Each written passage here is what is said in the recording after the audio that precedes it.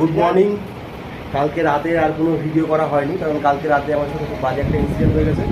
পরে সেটা তোমাদের বলে দেবো কি ইনসিডেন্ট হয়েছিল না হয়েছিল। কালকে রাতে খুব বাজে একটা অভিজ্ঞতা কালকে রাতে, তো তাই জন্য কালকে রাতে আর ব্লগটা কন্টিনিউ করা হয়নি। তো এখন প্রায় সকাল বাজে 10টায় ঘুম থেকে উঠলাম, সবাই স্নান করে ফ্রেশ হয়ে নিয়েছি। আজকে আমরা সাইট সিনের উদ্দেশ্যে বেরোবো। আমাদের টোটাল প্ল্যান ছিল 3 দিনের, কিন্তু আমরা আজকেই হোটেল থেকে চেক আউট করে নিচ্ছি এবং আমরা আজকে সারাদিন সাইট সিন করে একবারে রাতে ট্রেন ধরে আমরা কলকাতা বেরিয়ে যাবো। আমরা আর একদিন ঘুরবো না, কারণ কালকে রাতে খুব বাজে একটা অভিজ্ঞতা হয়েছে আমাদের, যাই জন্য আমরা কালকে মানে আজকের দিনটা সাইট সিন করে পুরো দিন সাইট সিন করে সন্ধ্যাবেলা আজকে আমরা ট্রেন ধরে আমরা কলকাতা ব্যাক করবো। আর আমরা আরাকোটা করবো না। তো সাইট সিনের আজকের আমাদের প্রথম স্পট হলো ফিশিং হারবার। তো আমরা এই মুহূর্তে ফিশিং হারবারে পৌঁছে গেছি। ফিশিং হারবার পৌঁছেই প্রথমেই আমরা খুঁজতে গেছিলাম কোথায় বোটিং হয়, কারণ আমরা শুনেছিলাম ফিশিং হারবারে নাকি বোটিং হয় ওখান থেকে।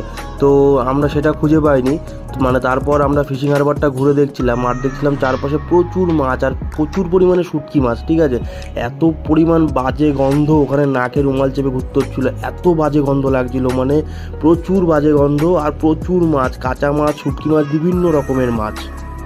যাই হোক, এরপর অটো করে আবার চলে যাই আমরা সীমাচলম মন্দিরের উদ্দেশ্যে। আজকে আমাদের দ্বিতীয় স্পট সীমাচলম মন্দির।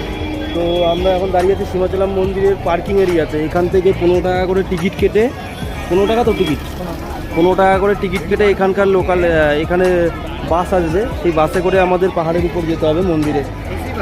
ও AC bus, electric AC bus. Samrat গেছে টিকিট কাটতে, টিকিটের লাইনে। এরপর জানলার ধারে একটা সিট নিয়ে সুন্দর এরকম প্রাকৃতিক দৃশ্য দেখতে দেখতে আমরা পৌঁছে যাই। এরকম ইলেকট্রিক বাসে করে আমরা চলে আসলাম সীমাচলম মন্দিরের উপরে।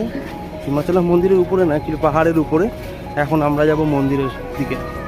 আর মন্দিরের ভেতরে ফোন ক্যামেরা কিছু অ্যালাউ নেই, তাই আর কোনো ভিডিও করা হয়নি। সামনে থেকেই এইটুকু ভিডিও করতেছিলাম। তখন মন্দিরে পুজো দিয়ে বেরিয়ে গেছি, কারণ মন্দিরের ভেতরে ফোন ক্যামেরা কিছু অ্যালাউ নেই, তাই জন্য ফোন বা ক্যামেরা কিছু নিয়ে যেতে পারিনি। এটা হচ্ছে মন্দিরের বাইরেটা।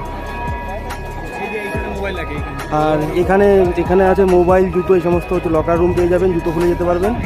লকার রুমে আপনারা ফোন বা ব্যাগ যা আছে এখানে হচ্ছে লকার রুমে রাখতে পারেন।